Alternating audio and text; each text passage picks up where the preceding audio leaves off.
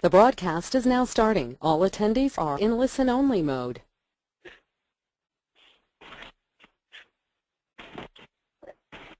Hi, everyone. Welcome to Creating a Culture of Sustainability, Planting the Seed. My name is Ben Datema, and I'm the Sustainability Program Coordinator at GreenerU. We've put together these webinars to provide an opportunity for sustainability professionals who may be interested in learning about best practices from thought leaders in the field, and who may want to see how other institutions are implementing sustainability on their campuses. First, in logistics, we are going to keep everyone on mute since we're on a conference call line today. So please type your questions in the question box you can find on the right side of your screen. We're going to end at 12:45 so that we can have time to answer questions at the end.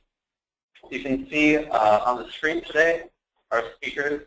Again, I'm Ben Datema. I'll be moderating our panel.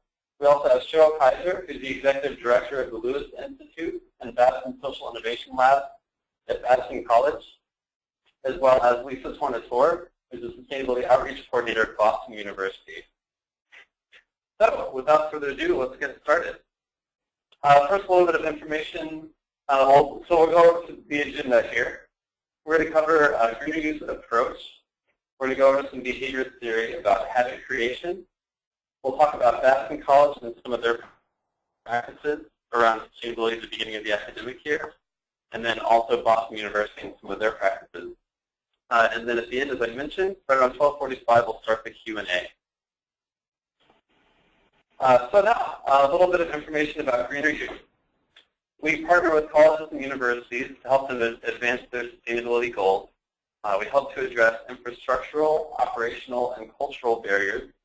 For example, an infrastructural barrier may be inefficient boilers or lighting systems, in which case our engineers can help with retrofits to install more efficient equipment, save energy, money, and carbon emissions.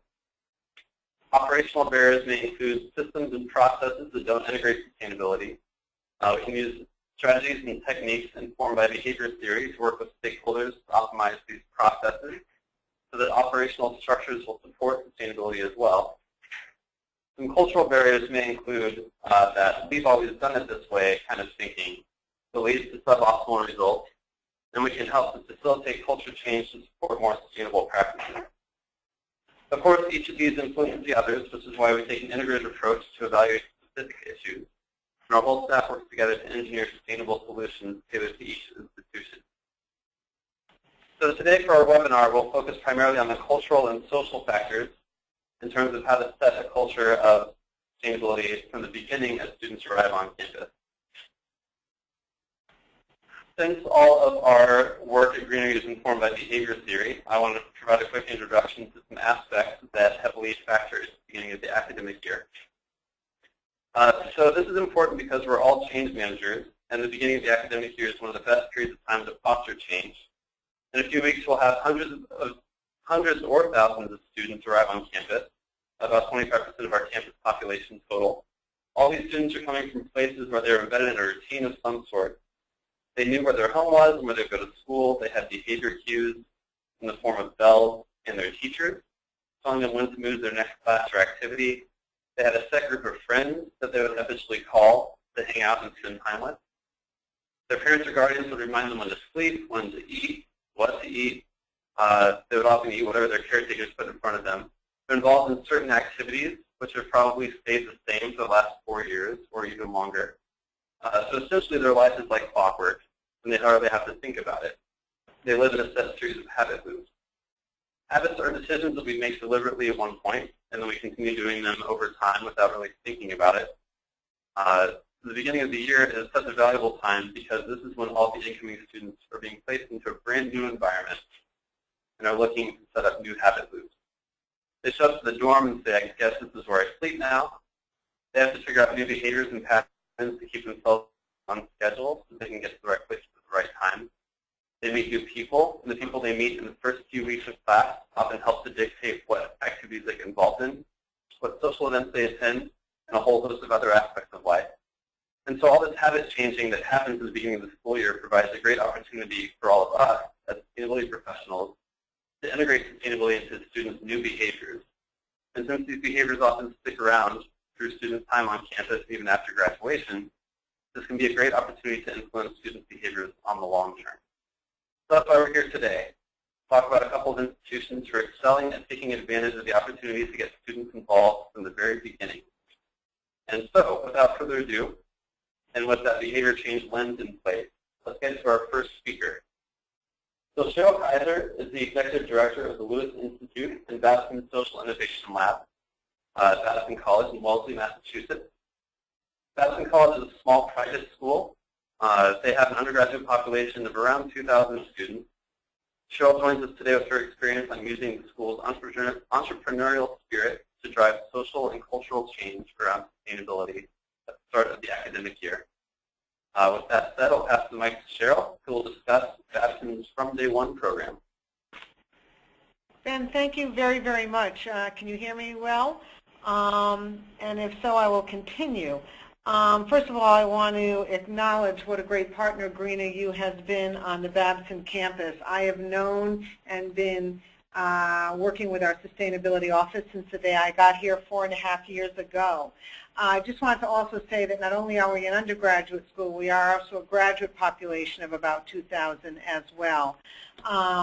You know, I'll start by basically saying a simple thing, that our mission and vision is that we educate leaders to create both economic and social value everywhere, and that's included with environmental sustainability and social sustainability. And so if you look at the slide where I say from day one is the beginning of a mindset shift, we believe that you cannot think your way into a new way of acting, you must act your way into a new way of thinking. That is a really profound statement that Jerry Sternin of the Positive Deviance Institute taught me many years ago around adaptive behavior. And we see it here at Babson. From Day One really came about from a very, very simple idea. I had just come on campus, and I'm glad we're talking about cultural shifts, because when Ben was talking, when students come on campus the first day, they're in a new habitat. So when you're in a new habitat, you actually have to create new habits, and you have a really great opportunity to create new habits within a new habitat. So I was here in a meeting with our then Dean, Dennis Hanno, and what was really interesting is we were sitting in a meeting which was focused on the Principles for Responsible Management Education, an initiative out of the UN Global Compact, and I kept hearing him say over and over again, I wish that from day one our students would know they can make a difference, that they could actually behave responsibly and behave sustainably, and that they'll go into businesses or start businesses with a social environmental lens. And my desire would be that from day one they know they can do that. So I left the meeting, and being fairly new and starting the Lewis Institute, the best way to start was with a cultural shift. So I called him up and I said, you know, I'm going to make your dream come true. I'd like to take from day one, and I'd like to turn it into a day, the first day that students have on campus here, that we know from day one they can make a difference. And from there, what we started to do was to really create what would a from day one mindset shift be. And we believed that if we made something very visible from day one, and actually even before from day one, Dean Hanno at the time and I crafted a letter to the incoming parents of the freshman class. And we let them know that from day one was going to be happening the actual first day before they start classes, and that it was going to be a marketplace of social and environmental innovations. And it starts with knowledge, it starts with choices, it starts with action, it starts with new habits, and that what we were going to do is basically engage everybody that we could in a very, very visible event. Let's just start making it visible. So the first partners that I went to were, I went to Dallas Scott, who was in our sustainability office, and then we went to Sodexo, because what is more visible than a completely 100% sustainable meal? So we went to Sodexo and said to all the powers to be, could the first meal on their meal card, when they swipe their one card, could that be a sustainable meal? Could we set the the bar that high that from day one, we're going to show them that they can eat food that's locally sourced, that's sustainably sourced. We didn't have meat. We actually had free-range chickens. We had vegetarian, vegan meals. We did an amazing feast, and we also composted.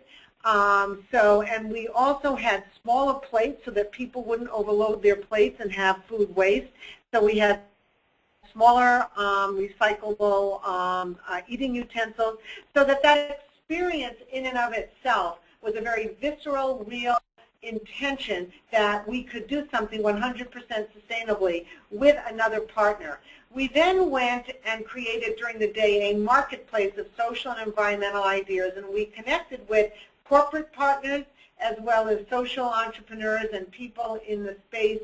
We had Big Belly Solar, we had Preserve, which are both companies built on sustainability, and we just showed from day one our students that you can actually create a very intentional life and business and set of behaviors around designing social and environmental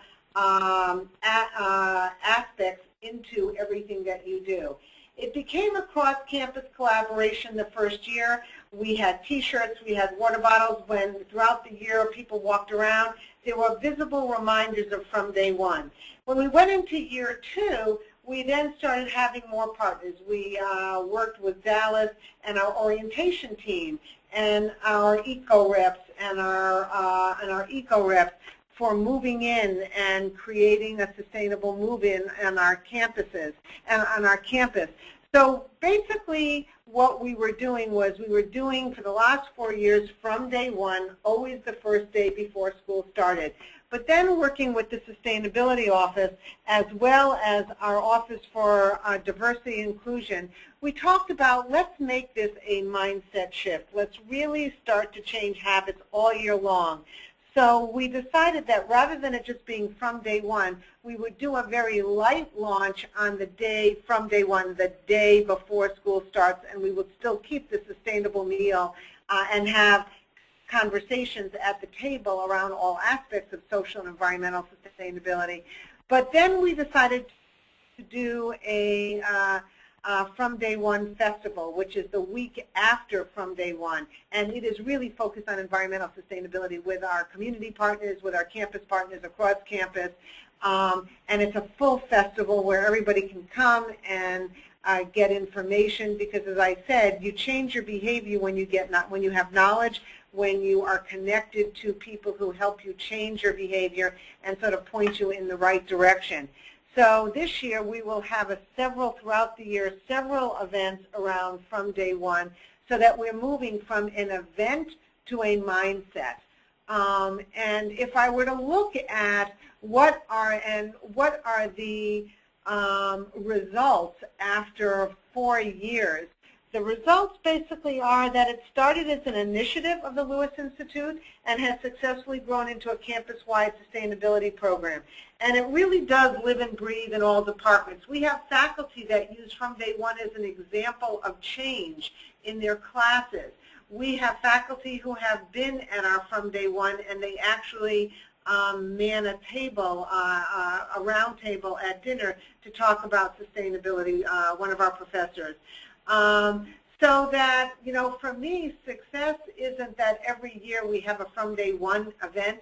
Success for me is that From Day One becomes a mindset for change oriented towards social and environmental sustainability. And if I go back to, Ben, what you started saying at the very, very beginning, and that is that, you know, our freshmen come and they're used to habits and they're used to a way of being. The best way to start changing habits is to habitually remind people of what their new choices are, what their new options are, and the impact that those options have not only on their immediate community here at Babson or even in their dorm or even in their dining halls, but the world at large. And we have found that when we create From Day One as a mindset, it clearly seeps into the kinds of businesses our FME students want to create. Last year we had an amazing business, sustainable business, which was actually sold and bought by another company for Enviro wipes, which are biodegradable, clean wipes. So it's not only extracurricular, it is seeped into our curricular life as well. So I'll stop there. Great. Thanks so much, Cheryl. A lot of important points there, especially like the piece about turning from day one from an event into a mindset and acting your way into a new way of thinking rather than the other way around. So now we will transition to our next speaker. Our next speaker is Lisa Tornatore. She's the Sustainability Outreach Coordinator at Boston University, of course in Boston. A large private institution with an undergrad population greater than 15,000 students. With a student body that large, Lisa joins us with her experiences on establishing a culture of sustainability during the 8 separate orientations that take place throughout the summer and continuing these efforts into the start of the academic year. So with that said, I'll pass the mic to Lisa, who will discuss how Boston University overcomes its size and varied departments when introducing sustainability to the youth and incoming students. Lisa, take it away. Thank you, Ben. If you can hear me, I hope I'm just going to continue. If not, just let me know. Ben touched upon how large Boston University is. And for us, as a large urban research institution, we have over 30,000 students, 12,000 of which are residential students who live here. And being such a large institution, we just have decentralized departments. That's just the way it is here.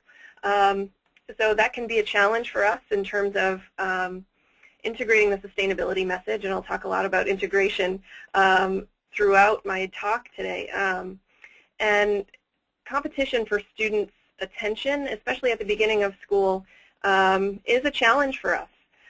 Students have other priorities when they come to school, whether they're new to BU or whether they're returning students. They want to make new friends and find their niche at the university. So again, like I said, for us, integration is a key component of what we do, and I'll touch upon that throughout. On the next slide, I'll talk a little bit about our communications. We took careful consideration as to our message and our logo, if you will, and our tagline. I want to structure this part around it's what you do. It's something that we found would really resonate with our community. Similar to From Day One, it's not a campaign necessarily, but it really is a mindset for people at the university. Our tagline is sticky, and by that I mean people understand it and they can get behind it. Even for folks who don't know much about what sustainability means, we can always bring it back to it's what we do here. We can promote a culture of sustainability in and of itself just by using that tagline. So I'll be talking today about a variety of initiatives that start in the summer and go into the first couple of weeks of the academic year. You'll notice that each of these initiatives is a collaboration with some other entity on campus. The Scarlet Squad, which you see a photo of here, the green cardboard recycling, for which the Scarlet Squad is a crucial component, the Green Team educating a community on their waste, and of course the Sustainability Festival continuing education into the start of the academic year after move-in. And of course, starting at orientation throughout the summer, Ben mentioned that we do have 8 orientation sessions because we have such a large incoming class. As I mentioned earlier, integration with other departments is key, especially at orientation. As a sustainability office of 2 full-time staff, we can't be everywhere all at once, so we incorporate sustainability principles into our massive orientation programs. As you can imagine, there are numerous offices and departments that want their messages heard. There simply isn't time in the orientation program for everyone. A piece of advice, form good relationships. One constant is our tagline. It lets other folks spread the message of sustainability as an integral part of how we live and what we all value. Those messages include don't bring a lot of stuff and bring only the essentials at orientation. And we do get this done by searching out opportunities. We do our homework and being a part of the planning process for orientation. And one way we sought out an opportunity at orientation was with the lists of what to bring and what not to bring to campus. These lists already existed with our offices of housing and residence life. And we just added items to the list so that it would be not a separate list from sustainability, but something that everybody could get behind. You'll see those items in green here. You know, we didn't go out and make our own sustainability what to bring list. This is incorporated into the university. And then on the next slide, what not to bring is what we tell our incoming families. And it's not a coincidence that we placed bottled water and printer at the top and bottom respectively. If you recall from a general psychology theory, we know that the effects of primacy and recency are very powerful to remembering information, and that really has proven itself this summer. Many of the questions we get at orientation are, well, why don't we need a printer? So that really does raise some conversation with our incoming families. So fast forward to move-in weekend, Saturday and Sunday before Labor Day, working closely with Residence Life, we employ the Scarlet Squad, who's a team of about 300 to 400 student volunteers. And they've been working for over 20 years to welcome new students to campus. Now, this program has been going on for 20 years, of course, not the same students.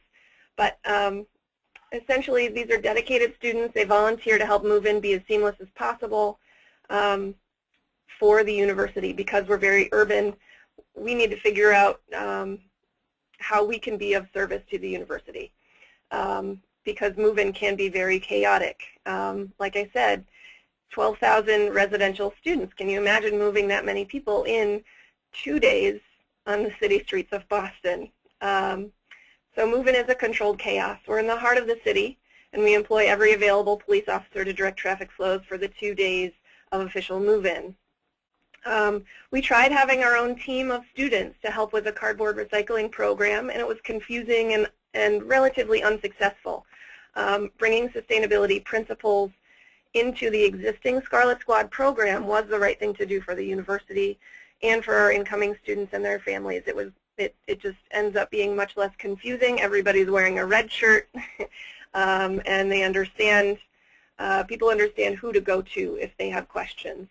Of course, encouraging teamwork with our partners at Residence Life was not difficult. You know, cost sharing was a good way to do that, to make that transition easier for folks.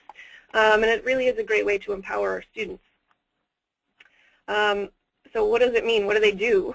Scarlet Squad, you'll see a bunch of images here. They really expedite move-in, which means they unload vehicles, they help people bring in their stuff. They deliver carts for bringing in items more quickly, handing out room keys and recycling bags, directing families to bottle filling station, cardboard recycling corrals, and of course the academic year recycling locations as well. So there are multiple summer meetings. This is a really fun image here of our Scarlet Squad with all the cardboard recycling. And then, you know, getting it done is really important. Planning is super important. We have multiple summer meetings to get on the same page with our colleagues at Residence Life. Every year we empower a student intern at Sustainability at BU who coordinates the logistics of the cardboard recycling program. They are the point person. And they do everything from coordinating rentals of fencing to creating a Google map with every location on campus, to coordinating critical pickups with our recycling vendor. The Scarlet Squad captains attend a half-day training where they do icebreakers and team-building activities. I hope you all like this photo. They then travel to their assigned campus areas where they get a good feel for the location. And then on-site, they train the volunteers. So students really are empowered to do so. Those who participate are often targeted for future program participation within Residence Life, RHA, Green Team, etc. Our competition really gets the student volunteers to engage with us on social media, and they do work hard to win. Aside from the BU band program, this is probably the most spirited group of students that our campus will see. We use hashtags to sort out the posts to determine prize winners at a reception later, and we end up with the benefit of being able to use their awesome photos, as you're seeing here, for our marketing and communications. There are 5 campus areas in which our student volunteers are stationed. So that really creates a sense of place for them.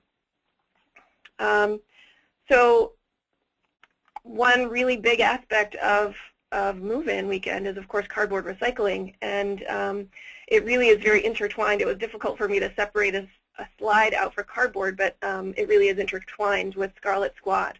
So for cardboard recycling, we do have to partner with facilities management, with residence life, with custodial services, with our recycling vendor. We have to get buy-in from everyone in that program, so planning is really key.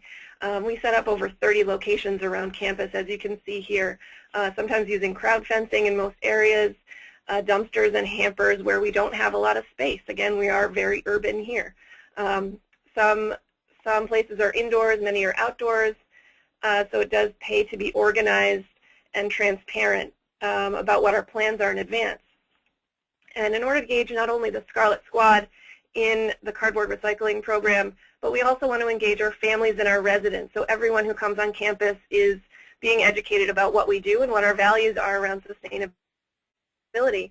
And visibility is really key. We've got, in this image here, you'll see a directional signage telling people where cardboard recycling is, but you're also next to an elevator. And we've taken advantage of people waiting in line to get up to their new rooms with all of their new belongings, and giving a little bit of educational outreach to folks when they're standing there. As I mentioned before, we use all sorts of things, all sorts of locations for cardboard recycling that are visible. And results from the past 2 years have been really astounding. In 2012, BU recycled 29 tons of cardboard.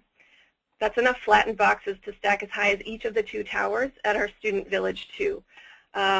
Pretty outstanding. Now in 2000, I give you this slide because this is 2012, and we actually did the math for this one. In 2013, it dropped to 25 tons. And actually we're excited about that because we really feel that students actually brought less things to campus. We sent a very strong message that year during orientation of reducing our overall waste and asking students to bring less. And speaking of waste, after classes begin, it's extremely important for our students to create and for us to encourage good behaviors. Of all the colleges and universities in the country, we have the 3 highest rated certified green restaurants. This is a real point of pride for the university. Students are educated about this as well as waste sorting techniques.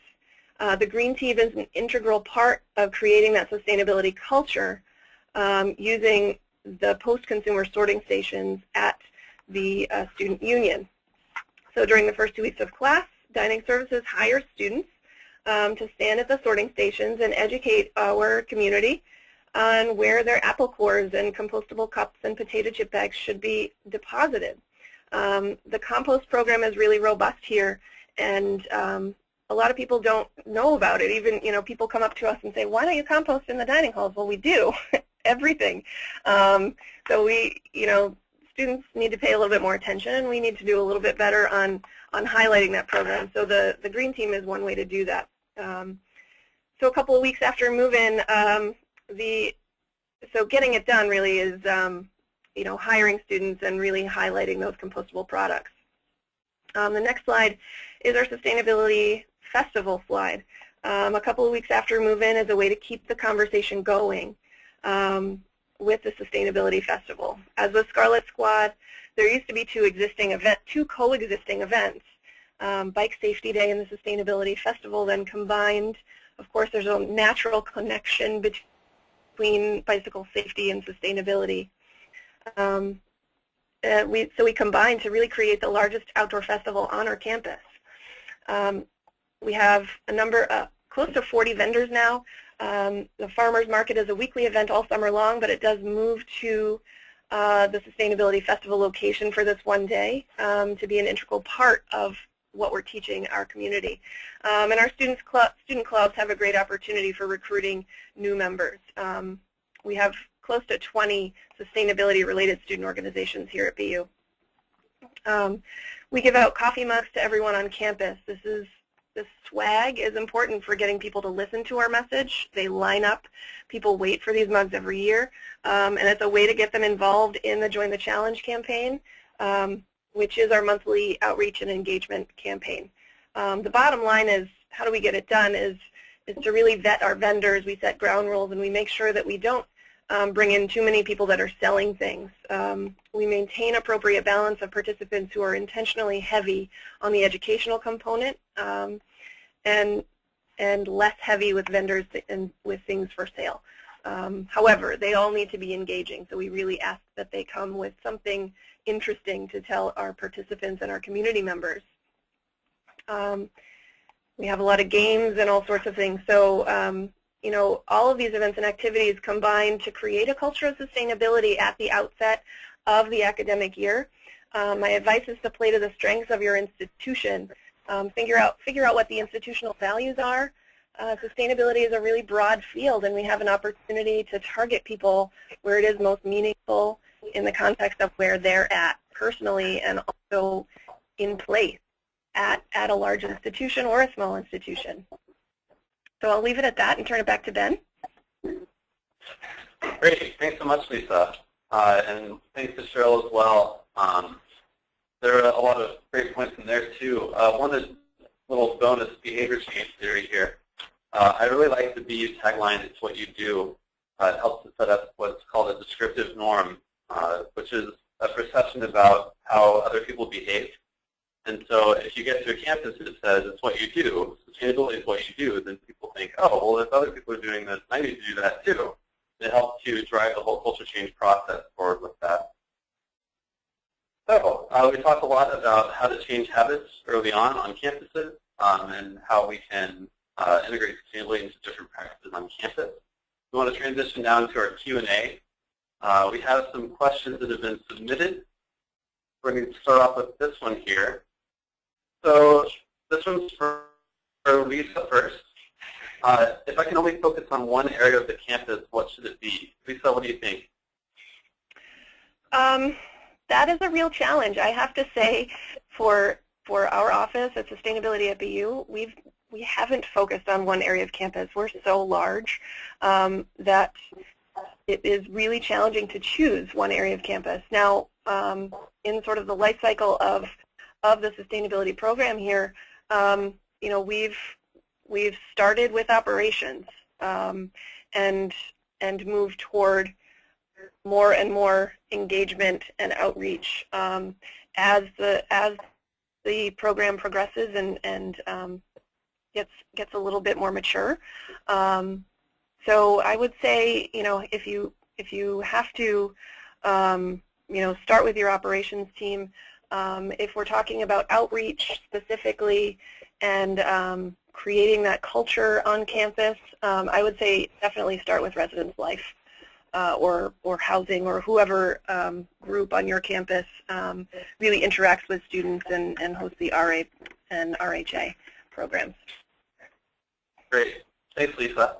So, Cheryl, if you could only focus on one area of campus, what's your advice for people? Where should they focus their efforts? Well, you know, at Babson, because we have half the student body being graduate students and the other half being undergrads, I would say clearly residential life, no question, because that's where people live. That's where their habits are being expressed every day. But I would say that if you can, and I come from a marketing, branding background, I could say if you can create a mobilizing, overarching vision and mission and theme like from day one, that it becomes visible everywhere you go and things fit into it.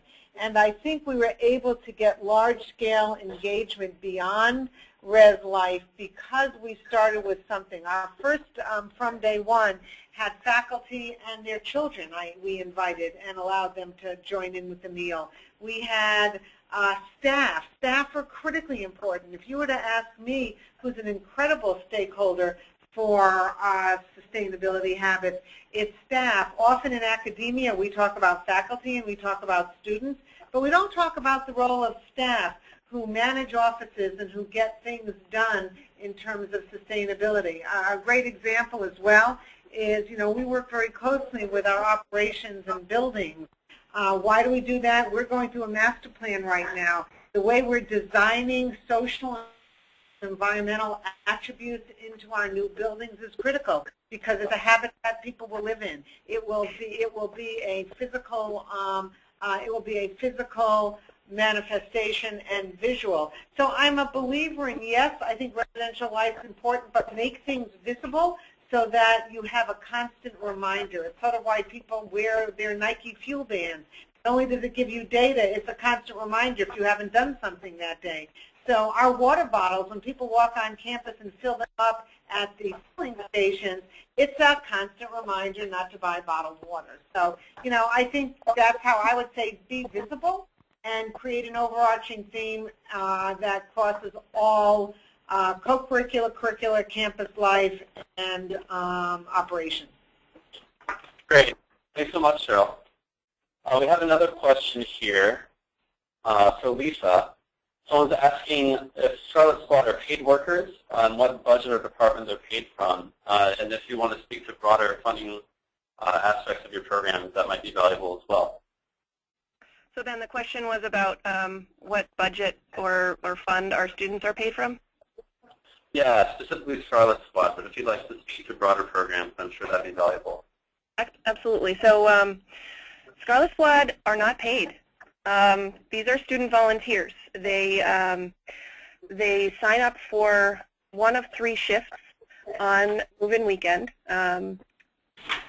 They're probably 9, 10, 11, 12, about 5-hour shift, and they're not paid. They get a free T-shirt, and they have a lot of fun, and they get to engage with one another.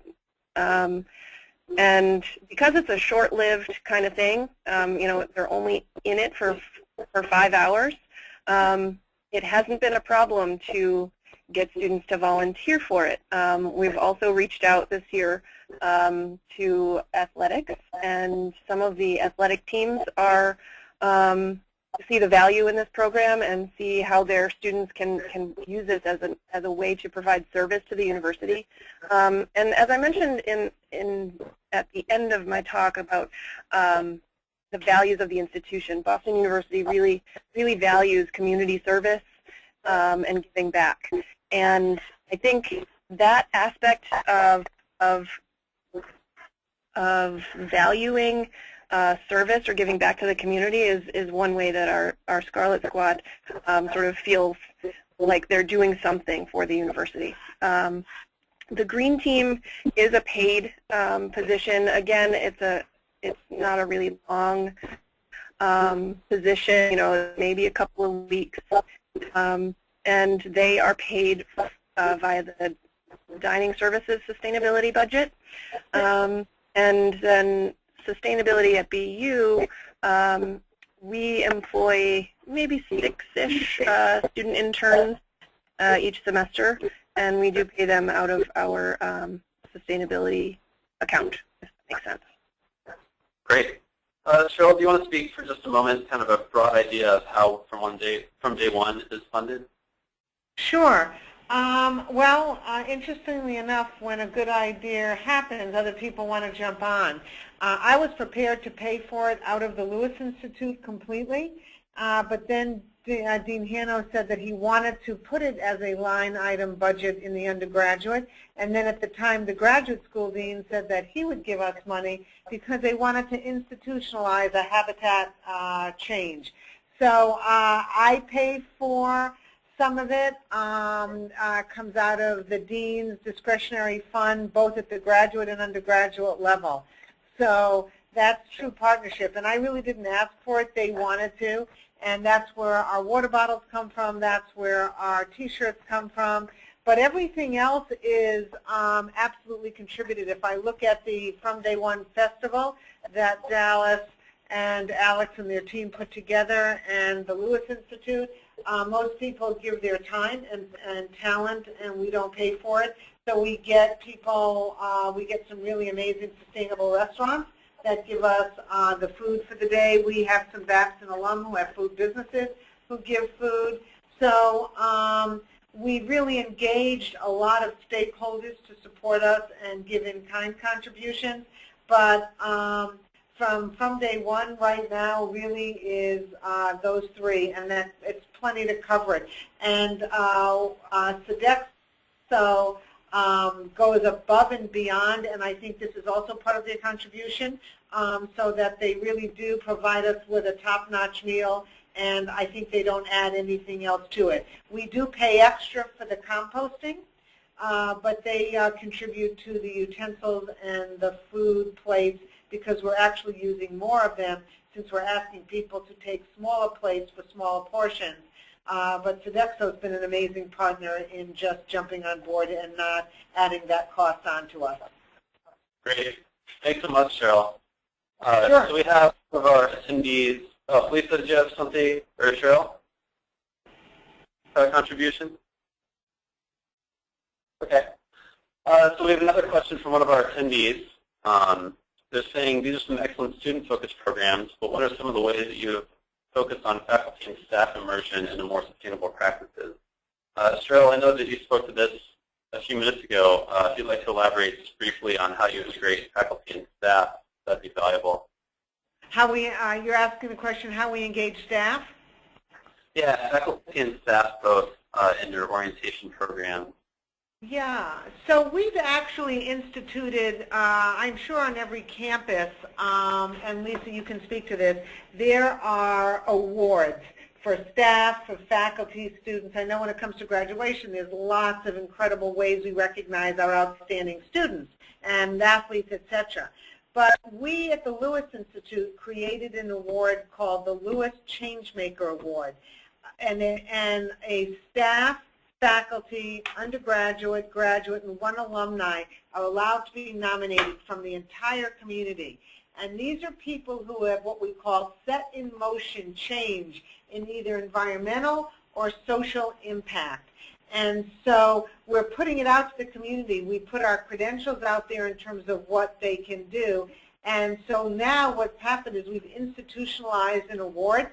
So that's one way, and I'm extremely proud of the fact that so many staff get involved, and a lot of those staff have been staff that have used their discretionary effort to be able to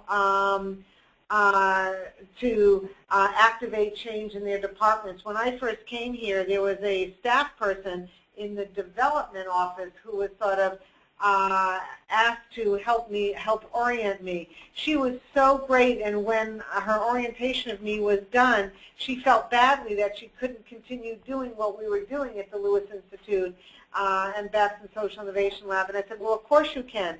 So what we do is I make sure our listserv, I work with Dallas' team as well, I'm always putting people on interesting articles and events.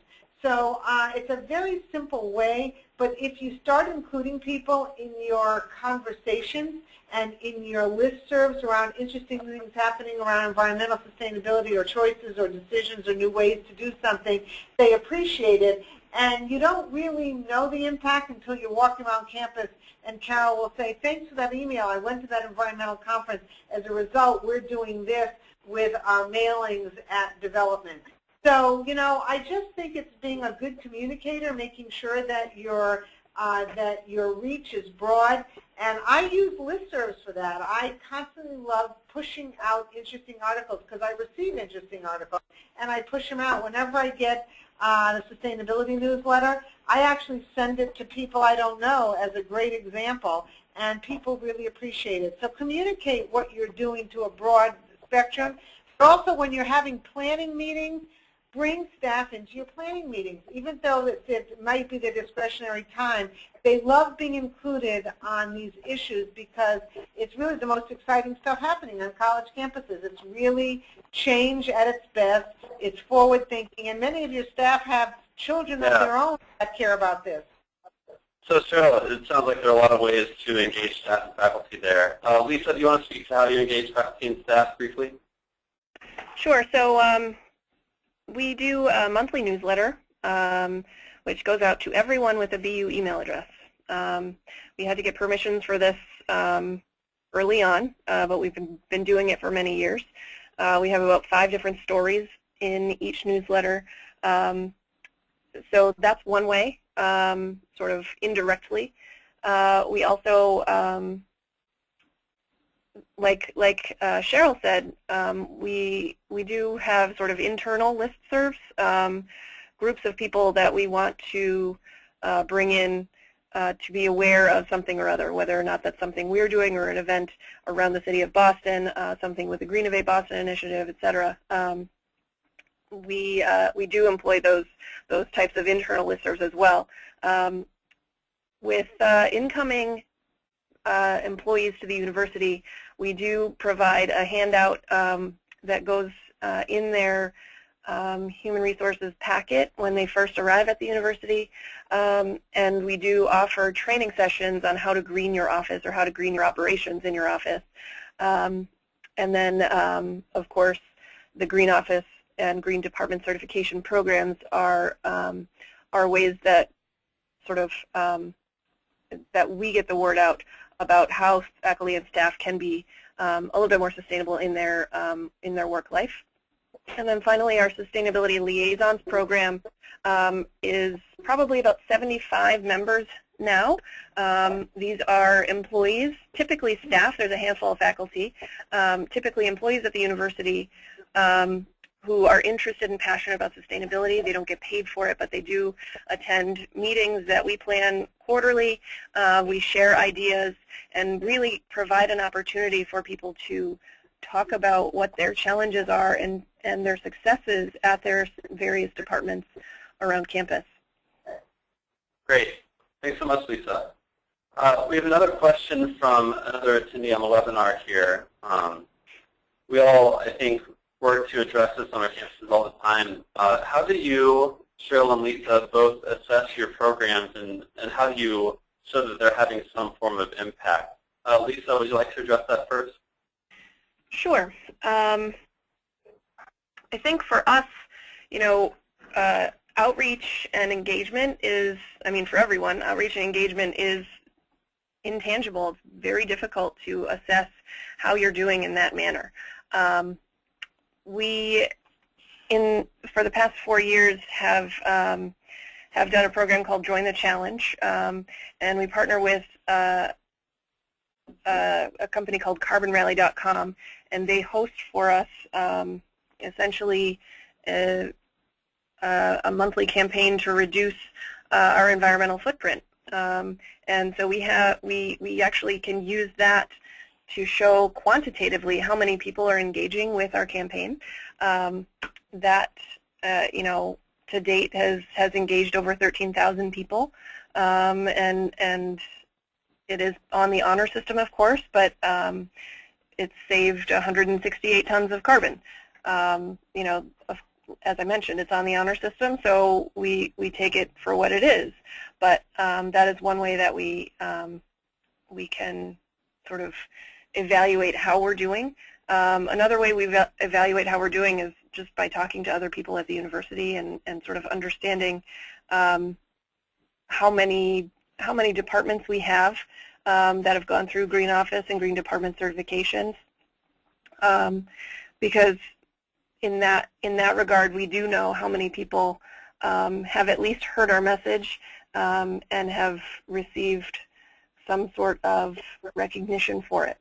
And that's a really important part of that program as well. Excellent. Thanks, Lisa. Cheryl, would you like to speak briefly to how you assess your programs and the impact that they have?